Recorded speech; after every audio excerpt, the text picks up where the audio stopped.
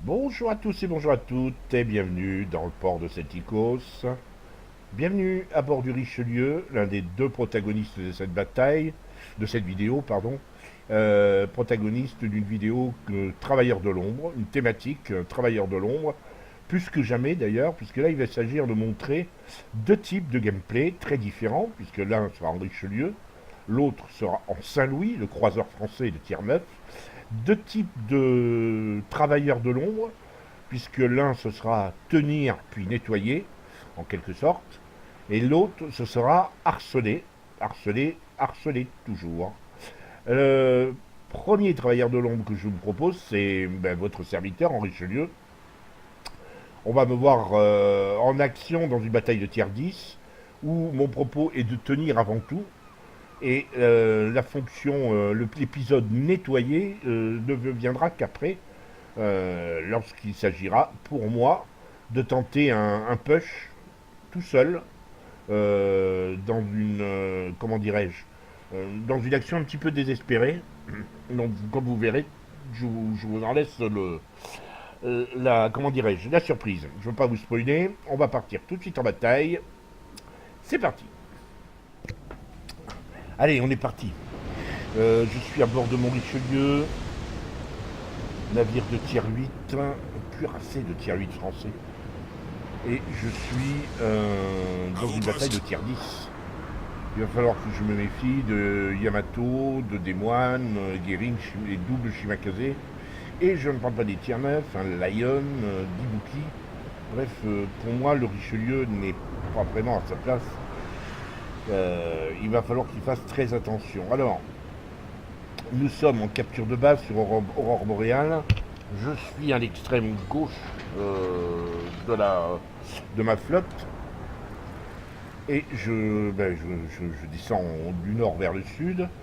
L'objectif va être de tenir cette position, parce que je n'ai pas encore l'idée de ce que vont faire mes alliés, à commencer par le Courforce et les Izumo qui sont près de moi.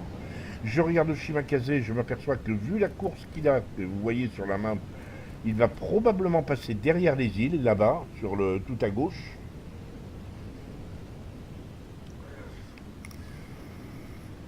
Le Kagero semble vouloir effectivement faire du spot, ça m'arrange. Et je m'aperçois aussi avec sympathie qu'un croiseur s'approche.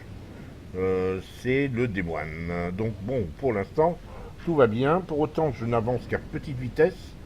Je suis un cuirassé tier 8 et il n'est pas question que je montre autre chose. Je montre autre chose que mon nez. Alors là, vous voyez que comment dirais-je, ça c'est qui me dit ça? C'est le Shima? Ouais. Le Shima qui dit de faire très attention parce qu'il y a quelqu'un dans le coin. Il est bien aimable parce que lui il s'en va, hein, il se casse. Comme le Kagero d'ailleurs, parce que le Kagero fait du spot, mais il va aller se faufiler. Il va aller se faufiler dans la petite enclave, là, le petit détroit. J'ai donc en face de moi un Tirpitson Yamato.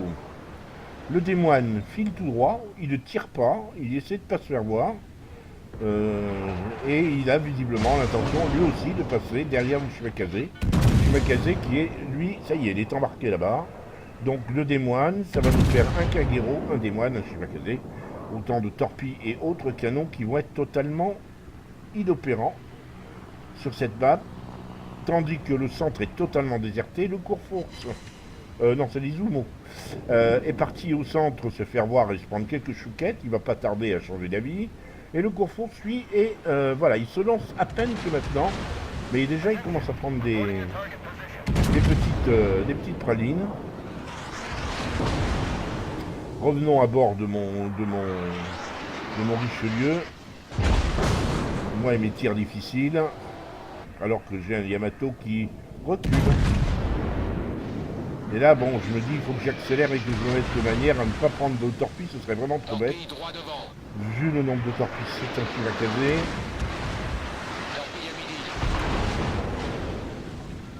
Tirpitz Yamato, Cleveland qui me tire dessus, des torpilles d'un Shimakaze.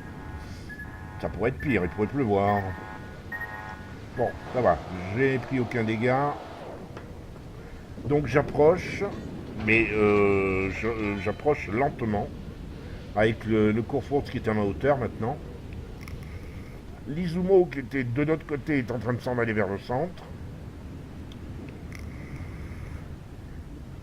Et de ce côté là-bas, eh ben, ils ne servent pas à grand chose, hein, ils n'avancent pas. On guerre de position.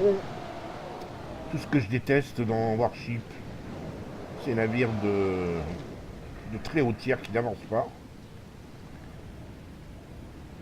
Donc, mon propos maintenant, ça va être de tourner, de partir plutôt vers la droite. Le Courfource s'en va, il ne reste pas. Et voilà, encore un qui déverserte le flanc. Et je vais me retrouver tout seul à tenir cette position parce que, faut bien penser une chose, hein, c'est que c'est celui qui arrive à percer ce flanc qui s'impose. Hein.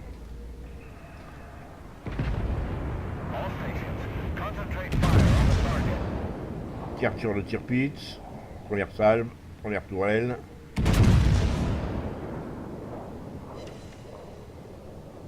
Voilà, un petit 4000 sur une tour 1 et l'autre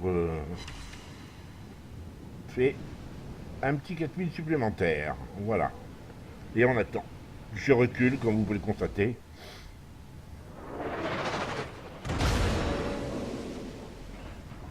Le Yamato, lui, avance très très lentement. Il a remis les gaz, mais très très doucement. Et il s'occupe pas de moi. Alors, là je bounce. Alors je vais bouncer énormément. Hein. Faire beaucoup de ricochets sur le Yamato, ça va y encore. 8 obus partis, il y en a 4 qui auront ricoché. Aucun dégât sur un Yamato. Ça va beaucoup bien m'agacer d'ailleurs parce que ça va tout le long être comme ça. D'ailleurs là il est de nouveau en train de sangler et de devenir intouchable. Je voudrais choper ses superstructures pour faire quelques dégâts, mais encore un rebond.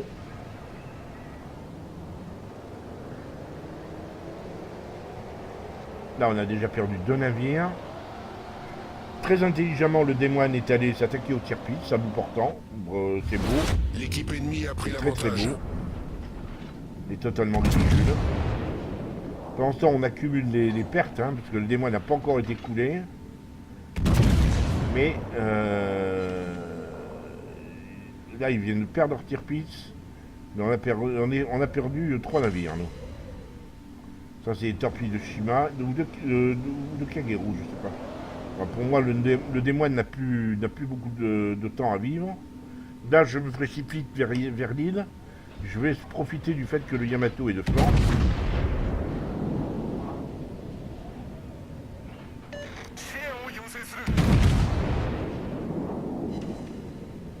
Ah, je fais un overpen. Là, j'ai vraiment... Alors, on a perdu notre démoine. Gratuit. Et moi, je me cache derrière l'île. Je vais me bitcher, hein, mais c'était volontaire. L'objectif, ça va être de me mettre contre l'île et de tenir autant que possible. Il n'est pas question que je laisse la porte se fermer. Le Courfource est parti. L'Izumo est parti. Vous voyez, ils sont derrière. Là. L'Izumo revient en marche arrière. Bon, d'accord, c'est un concept. Et le Courfource, lui, c'est pareil. Il regarde plutôt vers le... Là, j'ai tiré par-dessus l'île. Toujours sur le Yamato. Et j'ai fait une citadelle. Voilà. À l'heure, on l'aura pas vu parce que ça aurait été joli d'avoir arrivé, mais je fais une citadelle sur le Yamato. Enfin, un peu de dégâts. 23 000. Mais pour l'instant, ils ne sont pas passés. Donc maintenant je vais m'approcher. Voilà, le revoilà le Yamato qui est de flanc. Et puis-je tirer, s'il vous plaît? C'est pas sûr. Et le Yamato qui a pris très cher. Hein. Là, j'essaie de lui envoyer tout ce que j'ai en espérant quand même que 3-4 obus toucheront sur les 8. Un rebond, une surpénétration, 0 dégâts. Tous les navires qui étaient partis sur le flanc là-bas sont quasiment coulés, sauf le Shimakaze qui s'est enfui. Le Yamato a fini par se faire sortir par l'Izumo.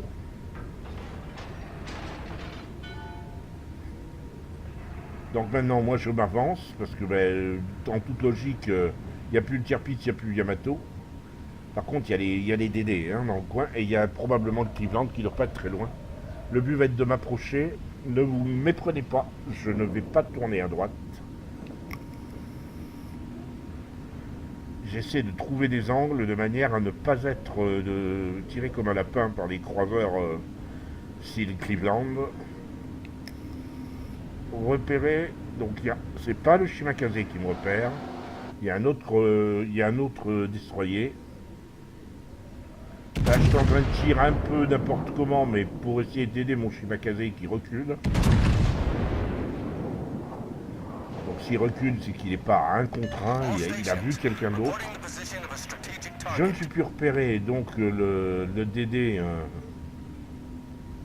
je suis derrière une île, le Shimakaze ne peut pas me repérer, et l'autre DD doit être derrière. Voilà, je tourne, j'essaie de trouver un angle, le Conqueror m'intéresse, mais il y a le témoin encore de la montagne. Allez, on s'approche, 23 000 de dégâts, c'est notoirement insuffisant, mais on est à 4-4, on est revenu à peu près à égalité. Voilà les torpilles qui prouvent qu'effectivement il y a un destroyer. Il reste un Gering, deux Shimakaze et un Benson en jeu. Donc on va essayer quand même de faire des dégâts sur ce terrible Conqueror qui tourne. Et je bounce. Et moi, il m'en met quelques-unes et un incendie. C'est le Conqueror.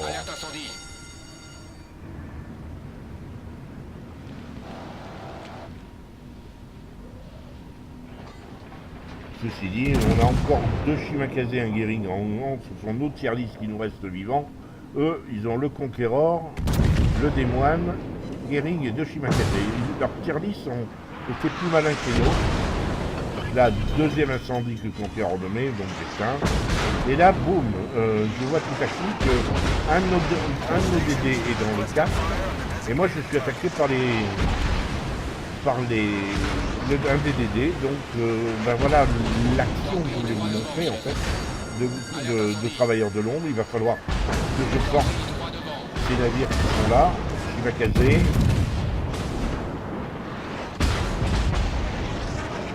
Il faut maintenant rapide du Shimakaze, il faut que je les évite. Là j'ai pris très cher, j'ai un double bombé, il faut que je tourne.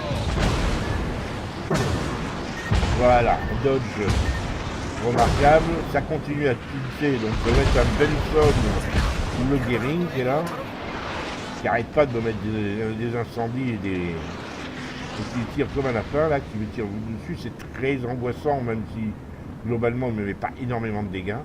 Là il me voit plus parce que le Shimakaze a aussi mis sa smoke.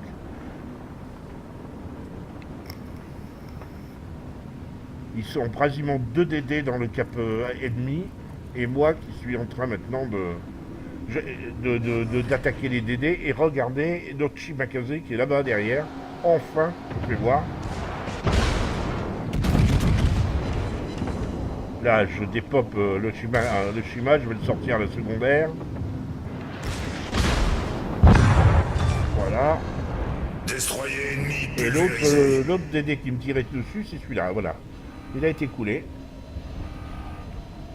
Donc le nettoyage a été efficace. 51 000 de dégâts seulement, mais un nettoyage particulièrement efficace du flanc. Les détonner ces flancs-là, il fallait éviter qu'ils passent. Et ils ne sont pas passés. Parce que quand on regarde bien, à part les DD et moi, personne dans notre équipe n'a vraiment attaqué. C'est même un recul, ils tiennent la position et ils essaient de protéger la base, leur base. Donc je suis l'un des seuls à être vraiment offensif au point d'attaquer. Alors ceci dit, j'ai plus beaucoup de points de vie. J'ai encore un peu j'ai encore du soin, du heal comme on dit. Mais est-ce que ça suffira? Est-ce que j'aurai le temps? Il me reste 38 secondes avant de récupérer ce heal. Et là, j'ai commis l'erreur. J'aurais dû rester un petit peu plus silencieux. Et là, évidemment, je me fais tirer dessus comme un lapin du Lion, du Conqueror. Donc il faut absolument que... Voilà, je m'arrête tout doucement. J'essaie d'attendre de récupérer de la vie pour pas que je prenne de grosses châtaignes. J'ai pas fait énormément de dégâts, hein, 55 000. Mais non, 57 000. Il reste 4 secondes, 3 secondes. Et j'aurais récupéré un peu de vie. Est-ce que ça suffira? C'est autre chose. À peine repris un peu de vie que le Conquérant m'en enlève.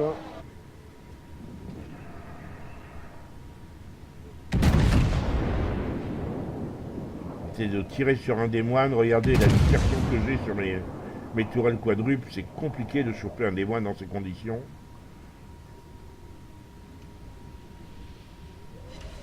Et j'arrive à lui faire un petit peu de dégâts, 2000.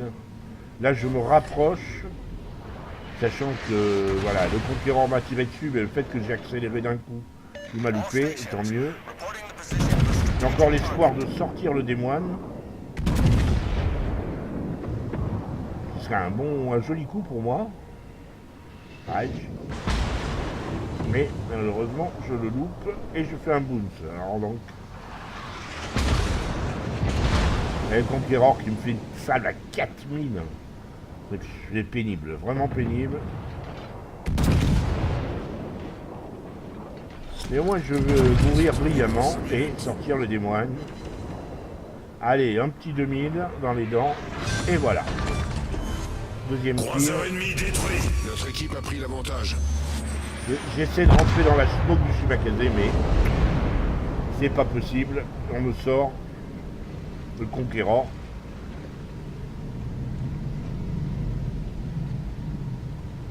Néanmoins, on a quand même l'avantage et l'on va gagner. On est ici, nos 3 DD survivants qui sont dans la base. Il n'y a que le Conquérant pour essayer de dépoter tout ça. Un Conquérant qui se bat bien, hein, qui fait une sacrée partie, il vient de faire son deuxième kill. Néanmoins, on va gagner, comme les écrans de bataille vont le préciser. A tout de suite. Voilà. Donc, c'est pas une bataille phénoménale, j'en conviens tout à fait. Que 63 000 de dégâts en tier 8, c'est très moyen. Néanmoins, c'est une bataille qui me rapporte 7700 points d'XP, 2522 points d'XP libre, plus, comment dirais-je, ça c'est combattant, comment dirais-je, avec un secondaire, là, je sais plus comment ça s'appelle ce machin. Enfin bref. J'ai été détruit par le Conquéror. Je n'ai fini que 3ème, mais comme vous pouvez le constater, on est 3 à plus de 1600 d'XP de base, et il n'y a pas une gros écart entre les 3 premiers. Le premier est à 30 points de plus que le 3ème. Le 3ème, c'est moi. Et ce sont d'assez bons joueurs, ma foi, hein, les Lizumo et le Gering. Et en termes de dégâts, j'ai parcouru que 37 km, mais j'ai fait un tout droit, c'est tout. Et le but du jeu, c'était de tenir. C'est pas un type de gameplay que j'affectionne particulièrement, les tourelles flottantes. Mais bon, voilà, c'est ce qu'il fallait faire. J'ai sorti un Shimakase, un démoine, 20 000 sur le Shima, 5 000 sur le démoine, 15 000 sur un Yamato, 11 000 sur un Conquéror. C'est pas énorme comme dégâts, mais j'ai quand même eu la chance d'être un petit peu négligé à un moment donné. Et heureusement d'ailleurs, le Yamato, bizarrement, était plutôt à la chasse aux DD et aux démoines. N'a pas cherché à me faire du mal, alors que moi, consciencieusement, je le harcelais. Je n'ai tiré qu'à la paix, pour faire 62 000 de dégâts. J'ai tiré, grosso modo, sur 168 obus tirés, il y en a 49. Grosso modo, c'est un obus sur 5, quoi. Non, un obus sur 3, pardon, qui a passé. La batterie secondaire a fait 629. D'ailleurs, c'est eux, experts des combats rapprochés. Voilà l'achievement que j'ai eu. C'est les 14 obus, il y en a un qui a touché, et c'est ce qui a suffi pour sortir le Shimakase, comme quoi, bon. Et j'ai tanké pour 1 600 000, ce qui me permet de monter à une 3ème place assez correcte. Pour le reste, mon commandant a pris 12 000 points d'XP de commandant, ce qui est plutôt pas mal. Donc de retour sur le Richelieu, et on va basculer tout de suite, sans plus attendre, sur le Saint-Louis. Alors, on va l'afficher quand même, le Saint-Louis, parce que ça vaut le coup. Et le voici, le voilà. Le voilà. Le Saint-Louis, là maintenant, c'est l'autre fonction du travailleur de l'ombre. Euh, Sans qui, effectivement, la bataille ne basculerait pas forcément dans de bonnes conditions. Là, le héros, notre héros en Saint-Louis, va harceler un ennemi bizarrement très passif, mais très nombreux aussi, et il court un gros risque parce qu'il est croiseur, lui. Et il y a beaucoup de cuirassés dans le coin qui sont susceptibles de lui tirer dessus. Je n'en dis pas plus, je vous laisse admirer le travail.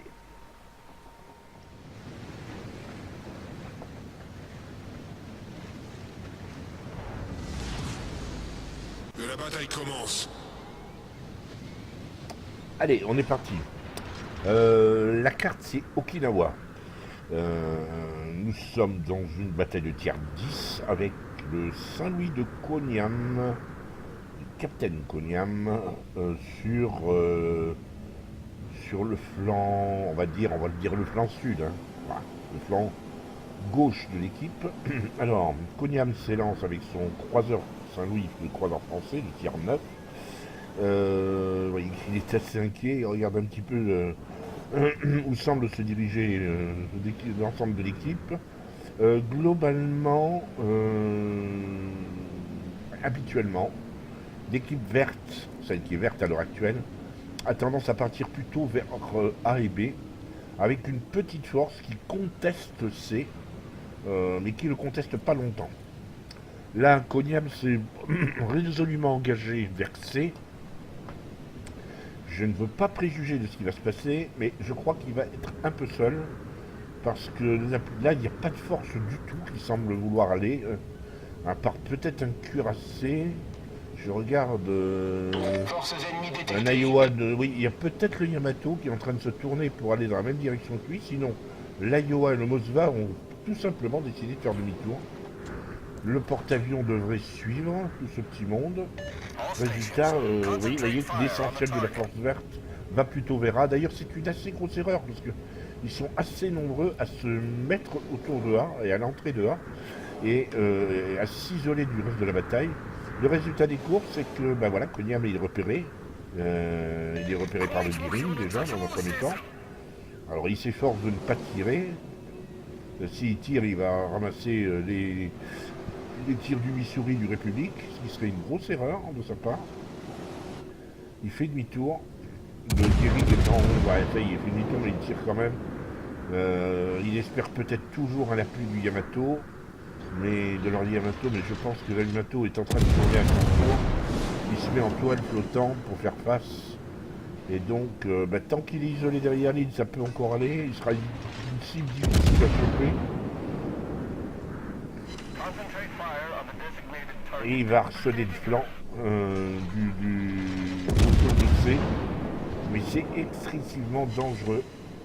Regardez un peu la force qu'il y a. Je vois un Missouri, un République, peut-être un Conqueror. Ouais, Conqueror et un Rune. Ça fait quand même beaucoup de monde. Et je pense que c'est pas de fini. Cancer Corfleur, Saint-Louis, encore d'autres navires. Il y a au moins 6 ou 7 navires qui se pointent, qui sont précédés par le Giring, qui vient d'obtenir C sans contestation. Seul un DD est maintenant est venu vers lui, le Shimakaze, et je pense pas que ce soit pour l'aider.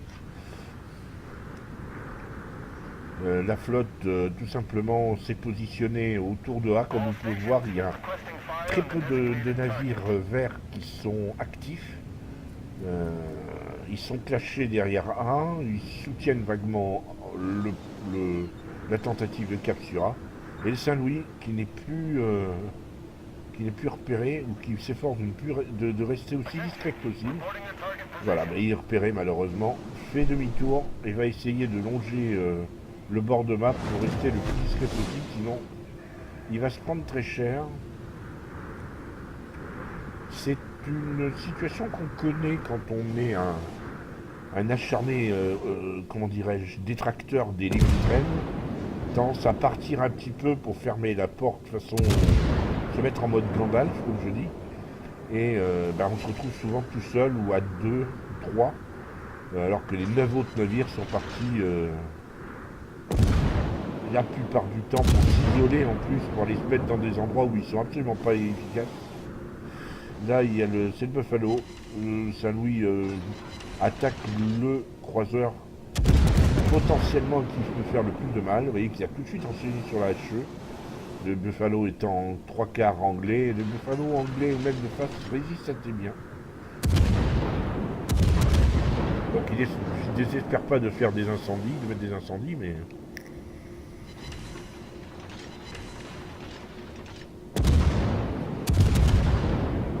Pour l'instant ça va, il est relativement épargné.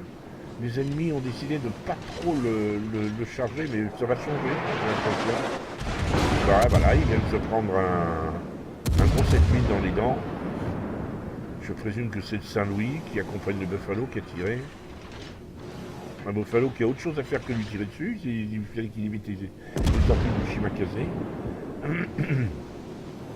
Oui, c'est le Shimakaze, ça, cette marée de torpilles. Vous voyez qu'il s'efforce de rester toujours anglais. Il a attendu le choc, l'impact, et maintenant il va tirer avec tous ses obus.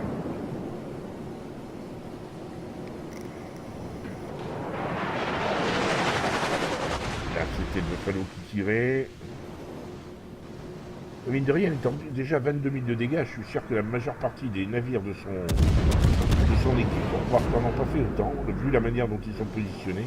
Quand on regarde un petit peu, il y a 2 cuirassés qui sont en C3 qui ne servent à rien, clairement.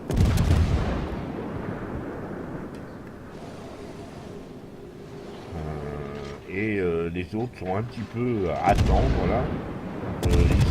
Ils ont abandonné le point B, comme ils avaient abandonné le point C, sans contestation. Mais, ceci dit, ils ont fait payer assez cher les 2 caps au navire ennemi, puisqu'ils mènent 2-0 les verts, hein, mine de rien.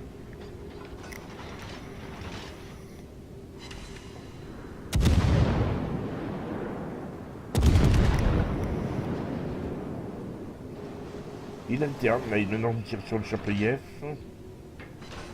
Et il y arrive bien, il arrive à lui mettre quelques chouquettes. Chapayev qui a dû ralentir brusquement. C'était pas un tir très difficile, pas forcément très efficace, mais c'était pas un tir très difficile. Et là, ouais, il retouche le Chapa, on prend deux obus. Le Chapa intelligemment reste de face. Forcément, c'est une toute petite cible. Le Saint-Louis semble avoir ralenti assez brusquement. Il réaccélère assez violemment d'ailleurs. Voilà le Chapa. Il a 25 000 de dégâts, il avance à un quart de vitesse. Il s'efforce de rester en cible sur le push ennemi, parce que le push, l'essentiel de la poussée est rouge, et sur ce point d'ailleurs. Une poussée où en fait c'est une poussée bizarre parce qu'il part dans une direction qui n'est pas du tout là. Ils foncent pas vers l'ennemi, mais ils essayent de contourner. Et vous voyez qu'ils y vont pas vite. Hein. Le Chapayev, encore une fois, vient de s'arrêter.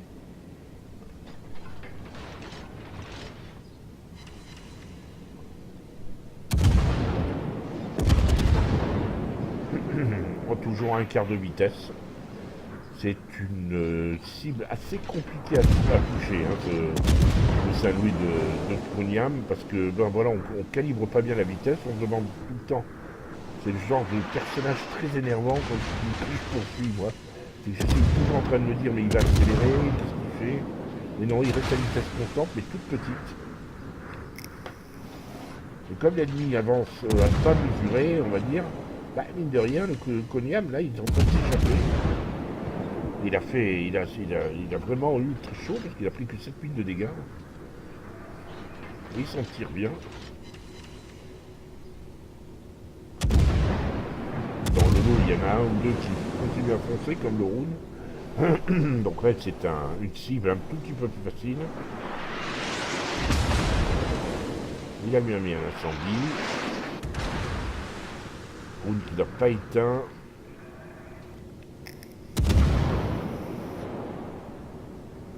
On passe à la paix. Saint-Louis a de bonnes AP. Hein. J'aime beaucoup ce croiseur.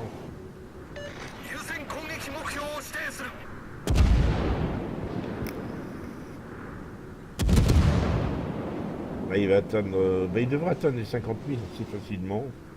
S'il se fait pas, s'il se fait pas effacer de la carte par un tir d'une explosion.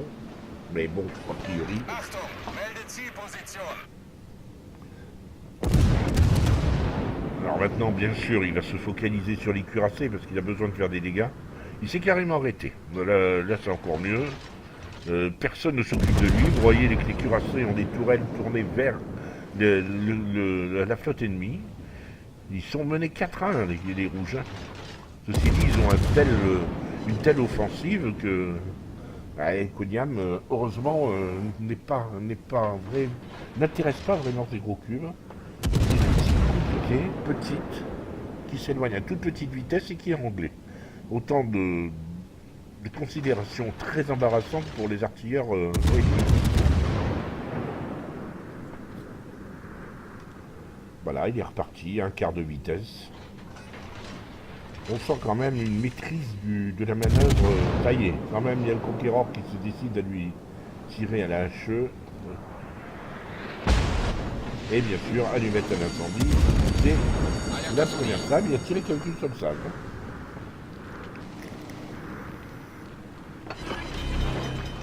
Et Saint-Louis, c'est là des incendies aussi, alors... il vient de se faire casser le moteur.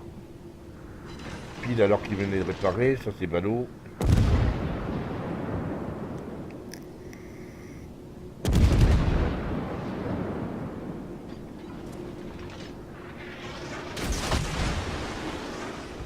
Torpilles dissuasives.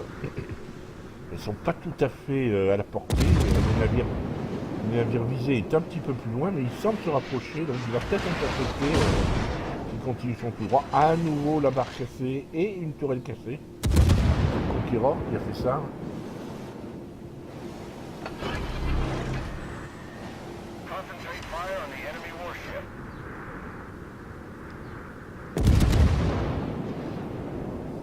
Et là, Konyam a carrément décidé de faire face. C'est assez risqué, mais pourquoi pas.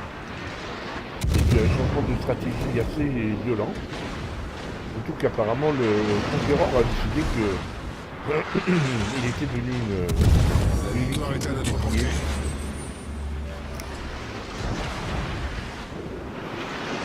La République qui va peut-être se prendre une, voire deux torpilles.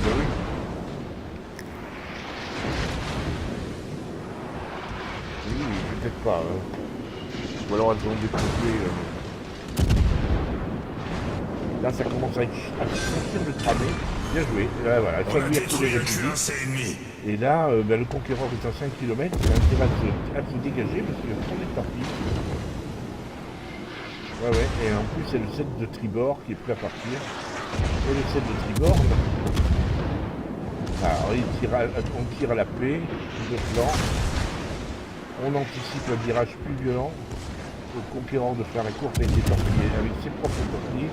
Il repasse à la chute tout de suite. Et il se désintéresse du conquérant parce qu'il y a le Buffalo qui se met sur son dos.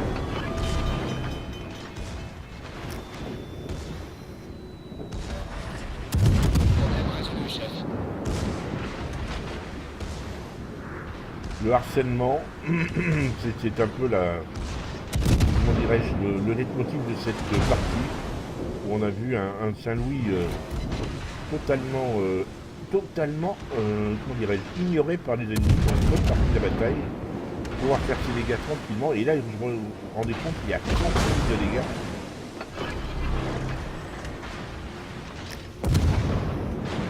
Et avec un deuxième tir avancé contre le Buffalo. Voilà.